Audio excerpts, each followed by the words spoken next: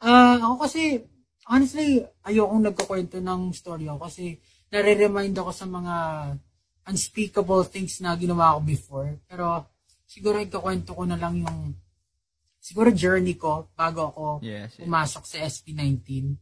Life is hard in general talaga kasi kami, medyo malaki yung family ko. We're a family of 7. Yung tatay ko nagtatrabaho sa abroad. Tapos, brother ko may sarili ng family. Tapos, syempre kami lahat nag-aaral. Tapos, ganun. Tapos ako nag-work.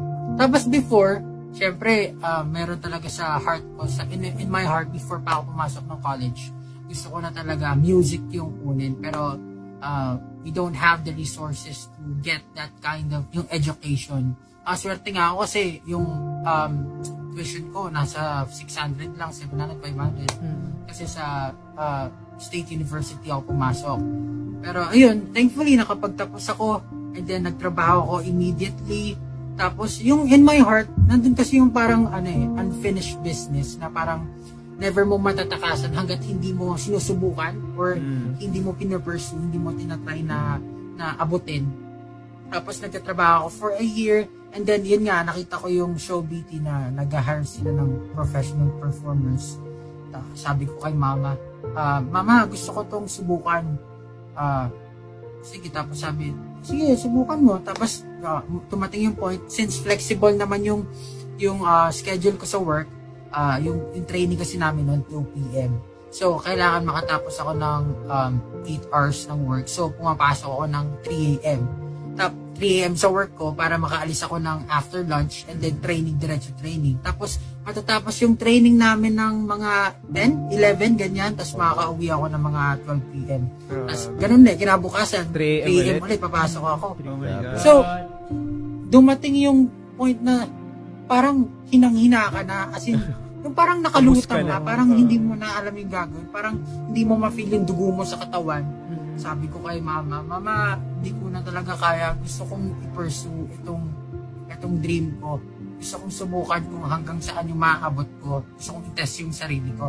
Tapos, they weren't really, syempre hindi naman masasabi sa hirap ng buhay ngayon, you can't say na they were really supportive dun sa gusto kong mangyari. They weren't pushy. Yun, kumbaga hindi sila pushy dun sa, hindi, gawin mo yan anak, support ako sa'yo. Bale, mas more on, sigurado ka ba dyan sa gagawin mo? Ano ka ba dyan? May future ba dyan? Parang ganun yung sinasabi nila sa akin.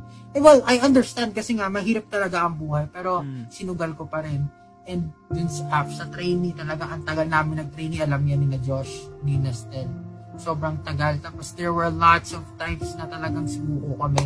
At talagang nabuwag kami yung grupo namin kasi sobrang hirap na eh. As in, yun nga, parang naghahanap ka ng pera, hindi mo alam kung saan ka kukuha, pagod na pagod ka, hindi mo alam kung may papupuntahan ba yung pinaghihirapan mo, tama ba yung decision mo, 2 years na, wala ka pang kinikita, wala ka pang napupundar, wala kang naitutulong sa family mo.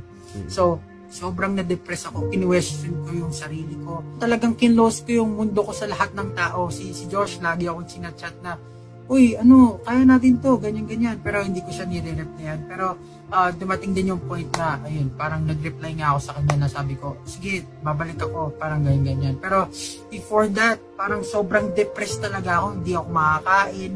As in, I did unspeakable things talaga. Lagi ko rin hindi ko man nakakwento, pero I don't always talk about my faith.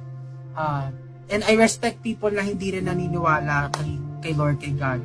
Pero in my life kasi, He's been so kind to me. Talagang, kung wala siya, hindi ako makakapagpatuloy. And, ayun, I'm not perfect. Like, I'm not perfect. No one's perfect. Marami akong shortcomings. I sin. Pero, I'm really thankful na nasa buhay ko siya.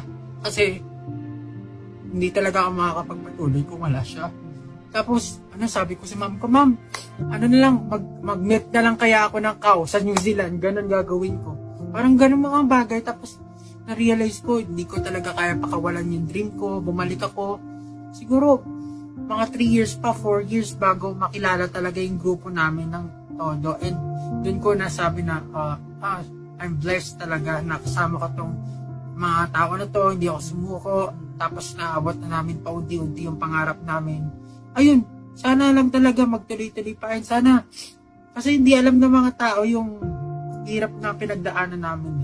Kaya pag nakakarinig kami ng hate, talagang tumatatak talaga sa isipan namin. Lalo na siguro kay Stel. Si Stel yung pinaka, naiintindihan namin yung nararamdaman ng bawat isa. So, sana ma-realize din ng mga tao na pare-parehas lang tayo ng gusto sa buhay. Naabot natin yung mga pangarap natin, nag-work hard tayo for it. And sana makita na ng tao kung gaano kami naghihirap. Siguro, kung makilala kami, mapakilala natin talaga yung Filipino music, yung OPM sa buong mundo. Ayun lang. Ganun yung nangyari sa akin.